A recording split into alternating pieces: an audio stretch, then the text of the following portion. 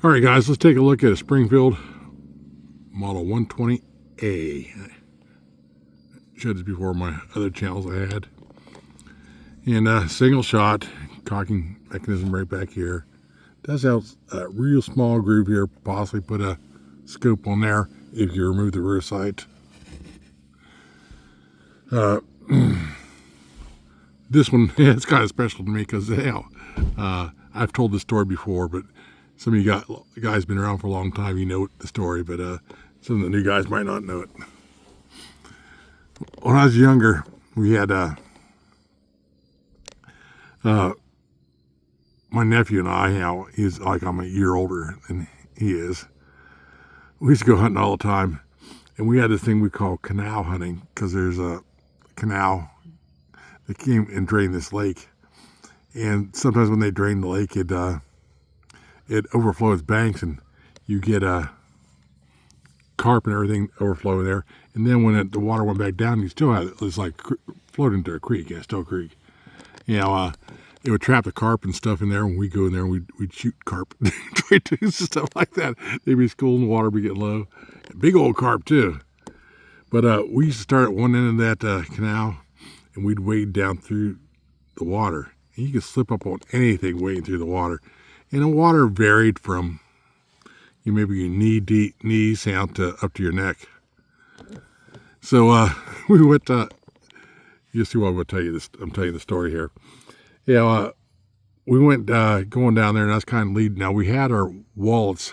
Not that we had any money, but we had wallets. You know, carrying them on our mouth because we didn't want to get the wallets wet. You know, they're wading down through there. Well, there was a tree fall on one side of the creek right there, and all the water was rushing around one side of the creek right there. And I went, and I was in the lead there going down there. And while I get to this right here, I had a Model 49 Ithaca, one like Hillbilly's got. If you've seen Hillbilly shoot his, it's a single shot lever action. And my nephew had a Springfield 120A. And so I was in the lead right there, and I going down through there, and it water's up about my chest right there. And underneath the water, I'm walking on a bunch of limbs and logs and stuff in there, all slimy in there. And the water pushed me and stuff, and I'd lost my footing. And down I went. Now I'm holding my gun up with one hand. I got my wallet in my mouth, and hold my head up out of the water, and I'm swimming with one arm over to the bank. And my nephew just laughing his ass off at me. Ah! Yeah, I threw my gun up on the bank in my wallet right there. I said, "You think it's so funny? You try." He starts going down through there, and he lost his footing also. Now when I'm gonna turn this over so you can see this other side here. When he went down underneath the water, come back up, down again, come back up. No gun, and his wallet was floating on top of the water. His wallet was actually floating. So I dove out there and got his wallet. And we dove there the rest of the day trying to get his gun. And like I say, it's 128 just like this. So we dove and dove, but the current's just too much and it's too deep right there. So we went home with a plan. And we had old garden rake with the handle broken out of it, you know. And my brother welded up some 3/4 inch water pipe, made a real long handle, about 12 foot long. So we got an air tube and pumped it up and some rope.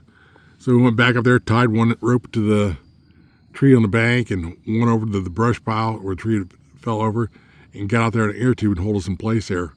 Now there's also, the problem is, real where it's washed out is about 9 foot deep, and there's all kinds of tree limbs down there and stuff. And we played hell, try to get there, but we finally did pull the gun up out of there, amazingly. And so we got the gun out and went, and a lot of bluing, as you see on this one right here. It's kind of missing when we pulled up out of there, amazingly. Now, on that particular gun, this cocking knob right here was missing. And we had a skirted nut like this right here put on it. just exactly like put on like this. This is screw right on here. So that's what we use for a cocking knob. So years later, you know, I don't know whatever become of his the gun and stuff like that.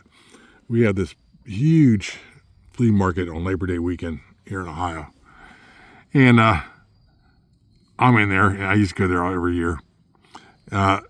So I'm going along there, and I spy this gun right here, and it's got this bolt on it. And I thought, you know, we used to go down there and, you know, wheel and deal and trade round guns and stuff like that. And this is years later. I said, that can't be the gun. I remember the nut on the back of it, you know. And I went to Newmarch and ordered this cocking knob here, you know, took the nut off of it. But I said, could it? And I looked up and down and said, yeah, it's kind of bluing's probably rough. I said, could be, maybe he is. So I'm thinking he is, you know, I could be wrong, but you know, how many other people would put a nut like this on it for a cocking nut, you know? Yes, who knows?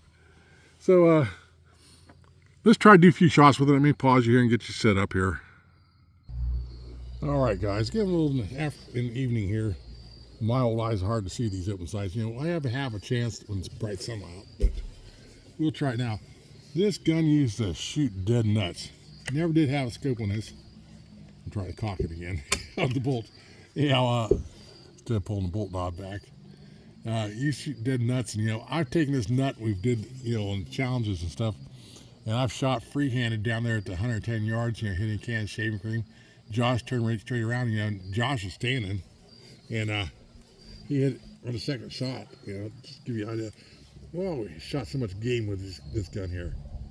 Okay, 25 yards, that elongated piece of steel there. Let's see if we can hit that first. Oh yeah, that's easy now. Ejects real good. I'm shooting that's Monarch ammo here. Okay, you see that swinger on the top left right there, your screen right there. Now, I'm using the front rest here, but I'm not using a bag.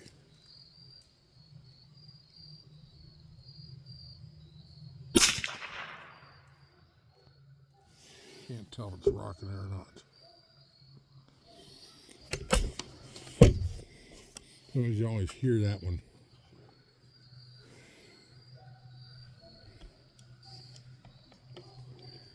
Middle around in here. Yeah, we're going to do one where we can for sure hear. 22 doesn't move that gong a whole lot. I'm going to go for that silhouette there at 75. See if we can get lucky with it.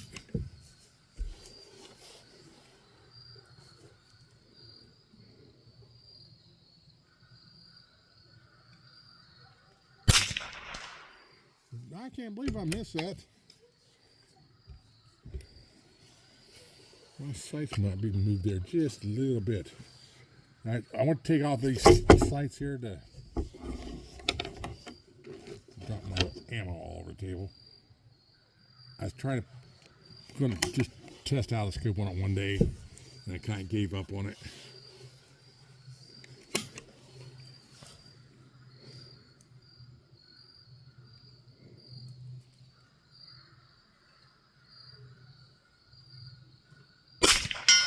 There we go. You know, there's a screw here I kind of pushed over the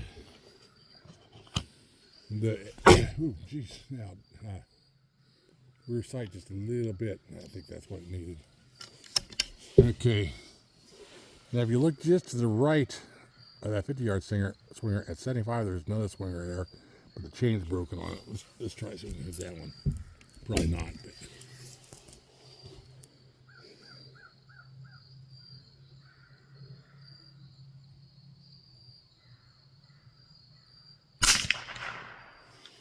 I think I missed it. This is, I'm having fun with this little girl.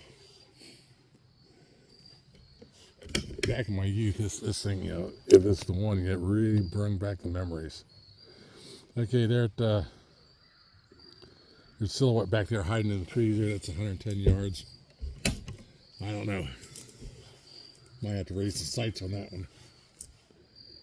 I got the sights on the lowest position right now.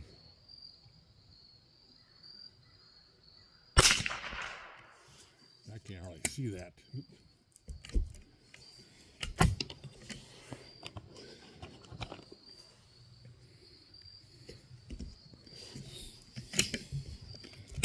Front side kind of looks like a blur. I'm going up and no. Look over my glasses. Look down to my glasses. Look through my glasses. Over my glasses. Down through my glasses.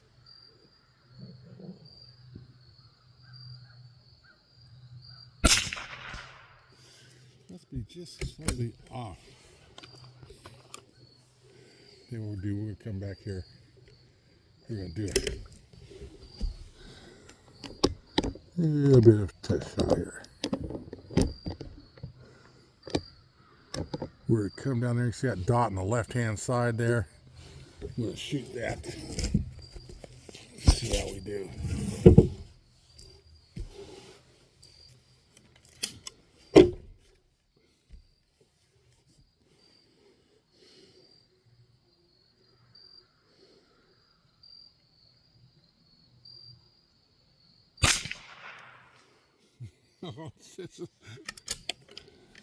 I'm sitting about where it should be hitting right there. That's about 11, 12 yards. I don't know.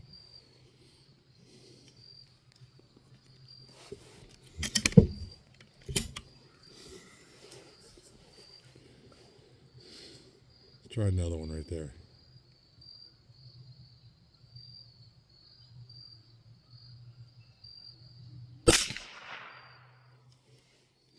Right there at it. Jeez. Okay.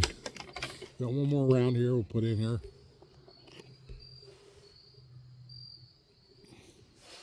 So it must be me losing my sight. I guess that's shooting pretty good right there. That right there, I mean the sights could be a little bit low for shooting at 110, but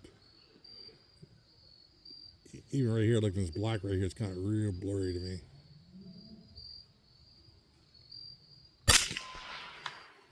Yeah, put them all right in there. Okay, let me pause you here and take you out of there. All right, there she is, Springfield 120. What the hell do I do with my nut? I can't lose my nut. There it is. Gotta have the nut for the story. So, it might not be someone else did it, but, you know, I say we used to wheel deal. We'd go down there and carrying guns and trade for this and that, you know, pocket knives and whatever you might want to get. And it's cool. So it's a good chance, you know, just floated around the flea market, you know, for the years and seen it years later. You know, at least I'm thinking. Let me know what you think, guys, and we'll talk to you next time.